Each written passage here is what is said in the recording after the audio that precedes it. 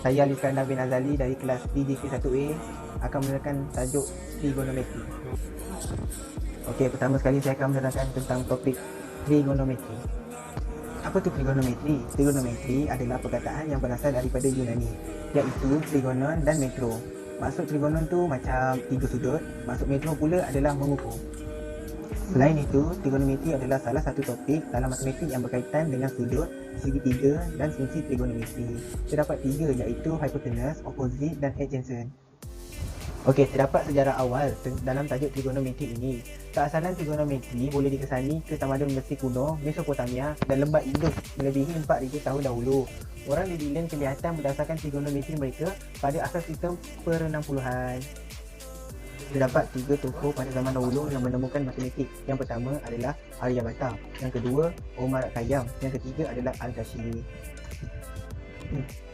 Selain itu, setengah ahli matematik percaya yang trigonometri asalnya dicipta untuk mengira kedudukan matahari. Terdapat 2 jenis sudut. Yang pertama adalah sudut dongak. Ini adalah gambar sudut dongak. Yang kedua pula adalah sudut tunduk. Ini adalah gambar rajah sudut tunduk. Terdapat fungsi-fungsi trigonometri. Yang pertama adalah sin. Untuk mendapatkan sin, kita perlu membahagikan opposite dan hypotenuse. Yang kedua pula adalah cosin. Untuk mendapatkan cosin, kita perlu membahagikan adjacent dan hypotenuse. Yang ketiga pula adalah tangent. Untuk mendapatkan tangent, kita perlu membahagikan opposite dan adjacent. Selain itu, terdapat juga cosecant, secant dan cotangent. Untuk mendapatkan cosecant, kita perlu membahagikan hypotenuse dan opposite. Untuk mendapatkan secant pula, kita perlu membahagikan hypotenuse dan adjacent. Untuk mendapatkan cotangent pula, kita perlu membahagikan adjacent dan opposite. Bidang-bidang lain yang menggunakan trigonometri termasuk pandu arah di lautan dan di luar angkasa. Ini juga dalam sektor kejuruteraan seperti pembinaan. Okey, seterusnya. My name is Adi Nizam bin Samsul. My matric Scots number is 09DJK1A F109.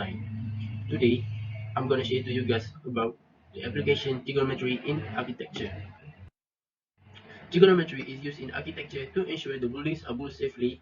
For example, architects have to calculate exact angles for intersection of components of the structure to ensure stability and safety.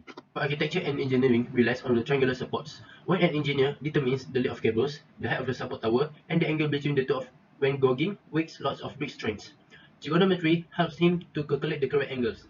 It also allows builders to correctly lay out the curved wall, figure the proper slope for the roof, or the correct height and rise of the stairway. You can also use trigonometry at home to determine the height of the tree on your property without you need to climb dozens of feet in the air, or find the square footage of a curved piece of land. Use trigonometry in architecture. Ancient architects had to be mathematicians because architecture was part of the mathematics. Using math and design principles, they built pyramids on other structures that stand today. Because angles are an intricate part of nature, sinus, cosinus, and tangents are a few of the trigonometry functions ancient and modern architecture used in their works. Surveyors also use trigonometry to examine land and determine its boundary and size. Although surveyors perform their tasks, architects may rely on surveys when designing structure. Gleaning important information for triangles. One of the common architectural uses for trigonometry is determining a structure height. For example, architects can use their tangent function to compute a building height if they know their distance from the structure and the angle between their eyes and the building stock. Centimeters can help you measure those angles. These are all devices. But the newest one use digital technology to provide more accurate readings. You can also compute a structure distance if you know a centimeter angle and the structure height. Structural theory. In addition to designing the way a structure looks, architect must understand forces and loads that act upon the structures.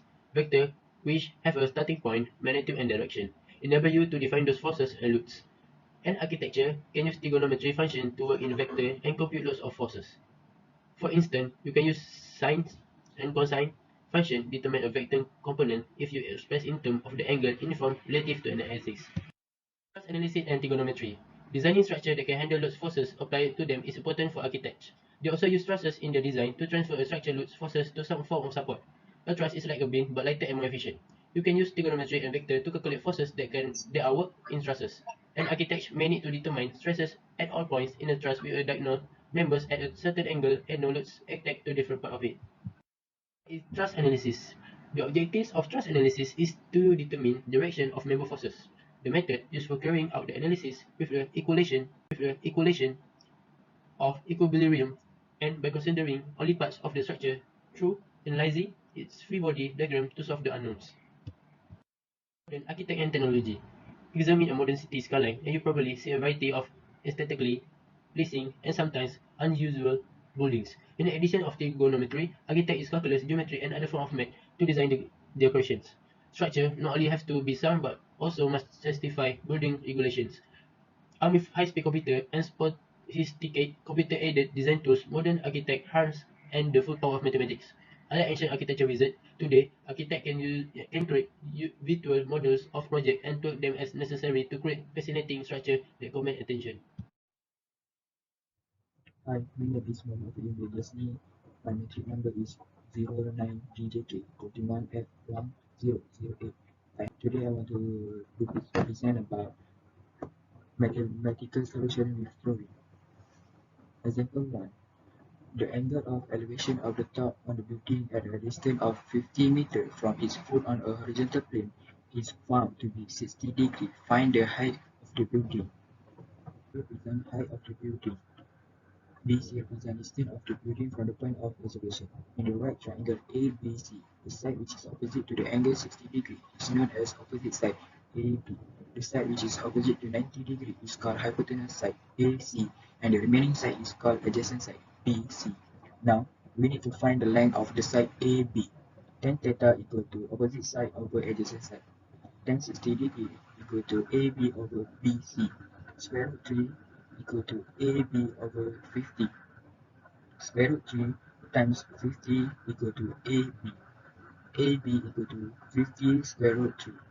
Approximate value of square root 3 is 1.732. So AB equal to 50 times 1.732. AB equal to 86.6 meters. So the height of the building is 86.6 meters.